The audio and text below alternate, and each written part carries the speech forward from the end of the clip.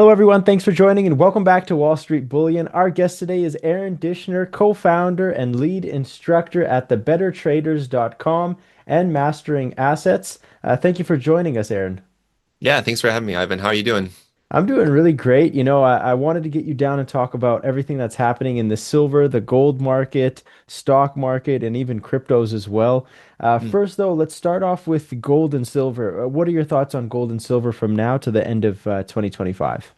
Now until the end of 2025, just a little bit of a roadway. I the main thing that I'm paying attention to in terms of gold is for me, gold is a really effective barometer of the health and the well-being of the entire world. Whether it's financial or geopolitical, gold really reflects the fear or the lack of fear in global markets. So we had all the tariff fears back in April, the tariff wars. And now that all of that has kind of cooled off, we saw gold pump almost up to $3,500. And now it's starting to pull back a little bit. Right. Um, there was also something that recently happened about a bill or something like that in the US, and there was a little bit of fear about that. So any little fluctuation, any little hint of potential disaster will benefit everyone that's holding gold. But if there's a lack of any real threats, whether it's geopolitical or financial across the world, in my opinion, there's no real reason for gold to continue pumping wildly like it was. So when we had that extreme fear, the extreme uncertainty with tariffs, how is this all going to end? Are the United States and China actually going to meet together? Are things going to go well? And lo and behold, Besant met with someone from China, whether in, I think, Switzerland or something like that, and everything's resolved. So gold has cooled off.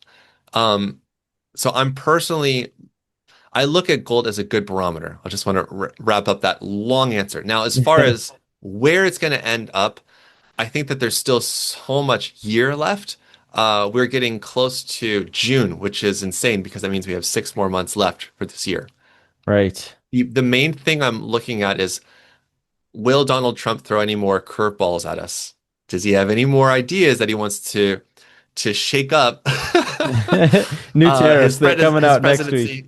Yeah. And I know that he's trying to do as much as he can before his midterms so that way he can improve his ratings and all that stuff. Um, like him or hate him, I mean, he did get what he wanted with all the tariffs.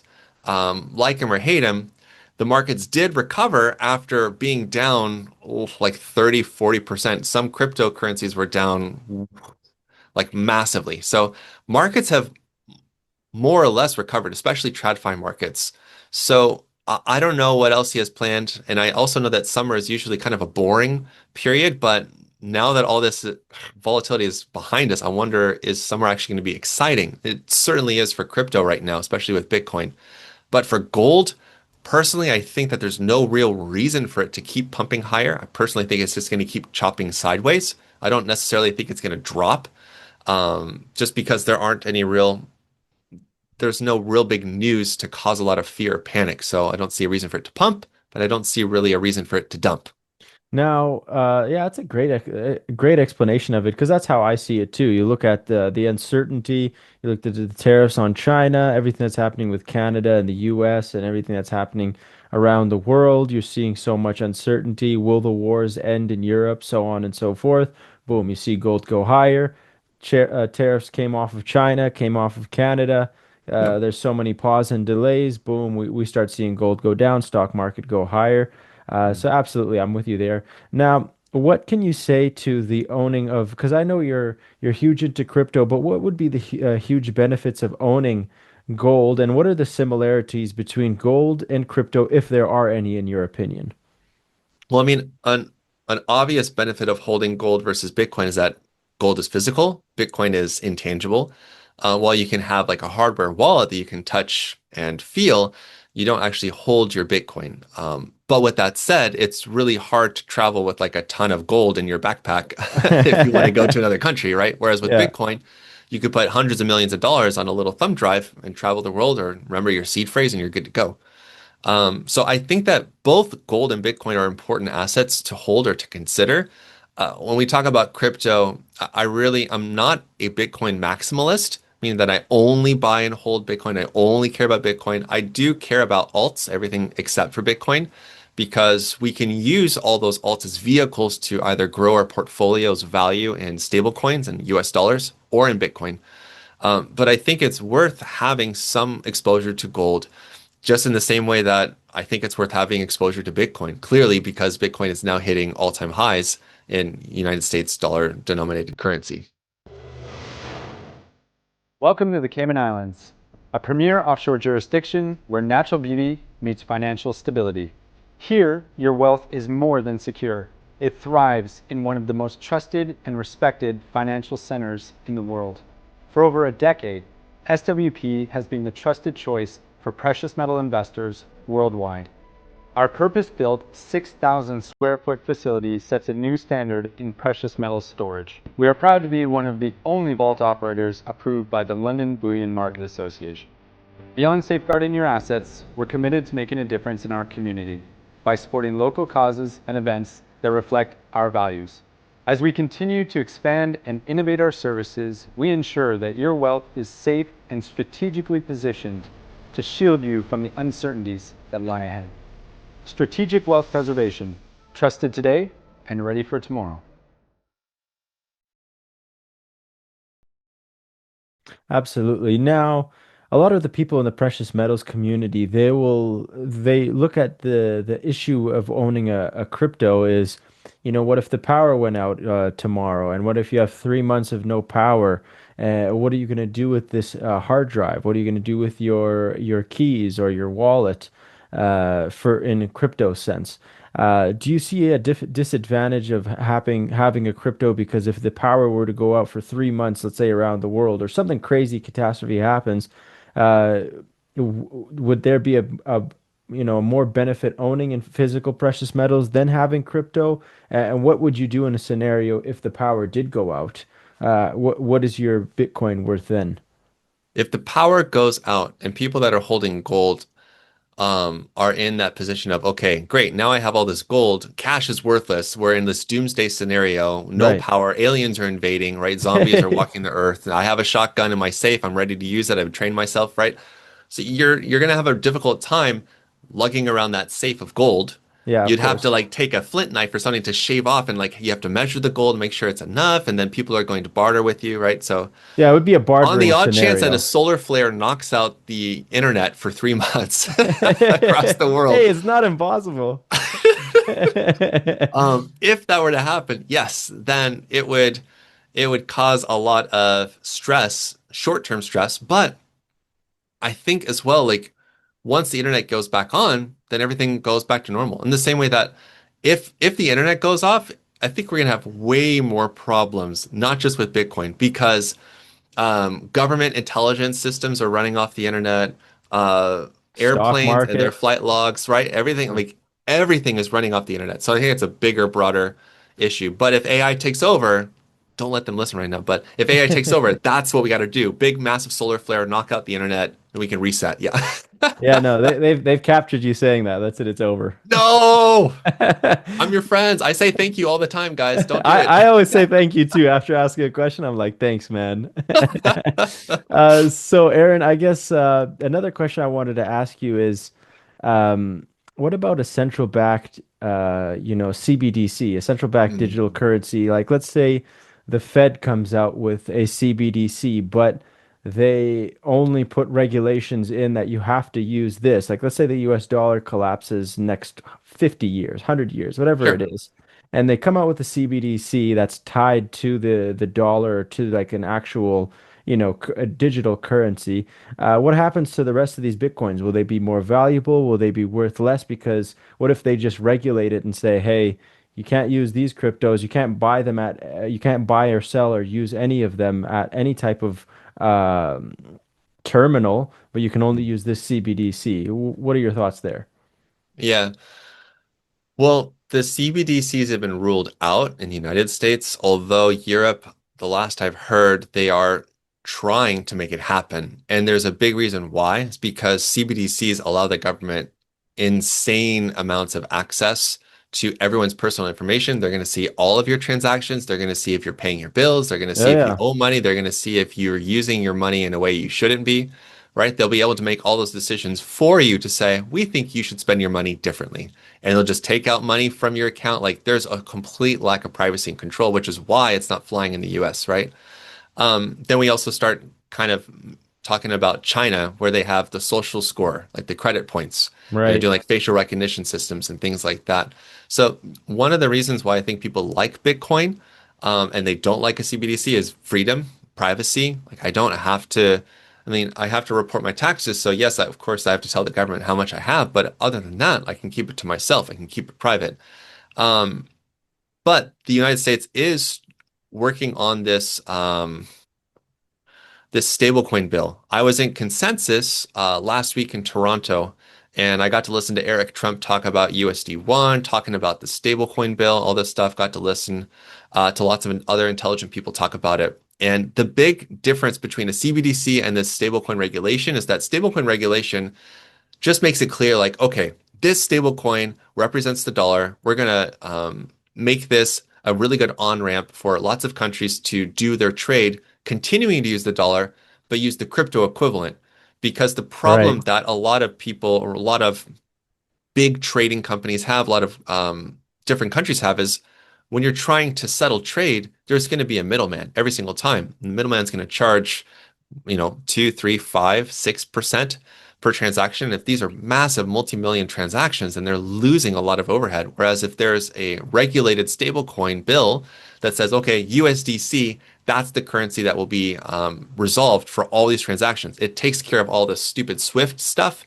It takes care of all these middlemen that take all these fees out so that way people can actually transact in USD instantaneously around the world.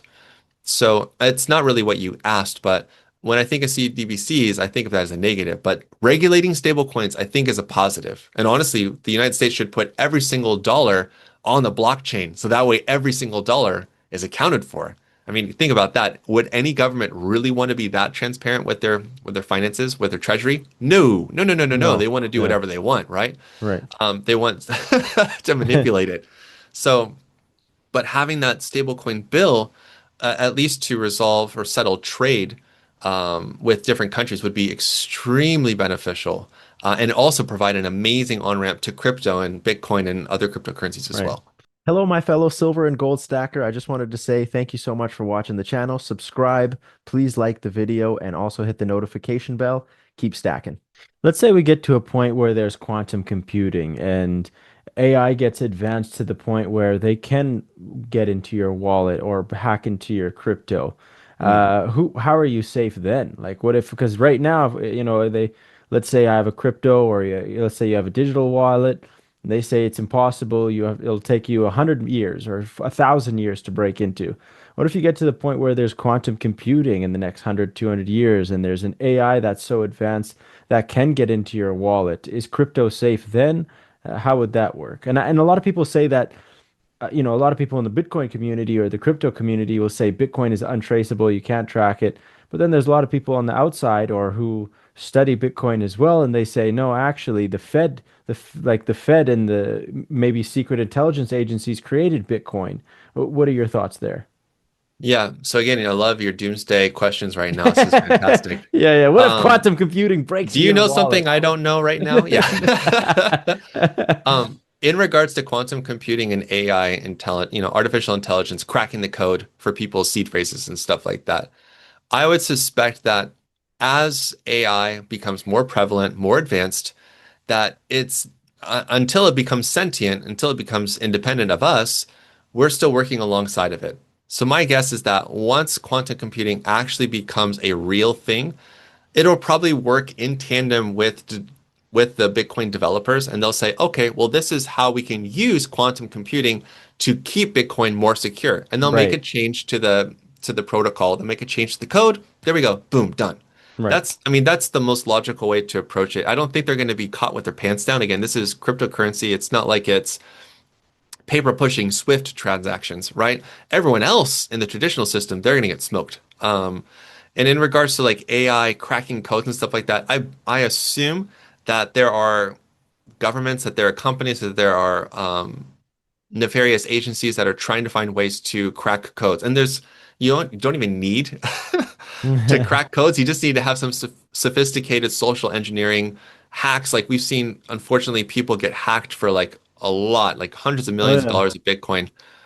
Unfortunately, because people are reckless, in my opinion, with where they store their crypto, how they store their crypto, and that's stuff we talk about in the Mastering Assets course, how to responsibly store your crypto.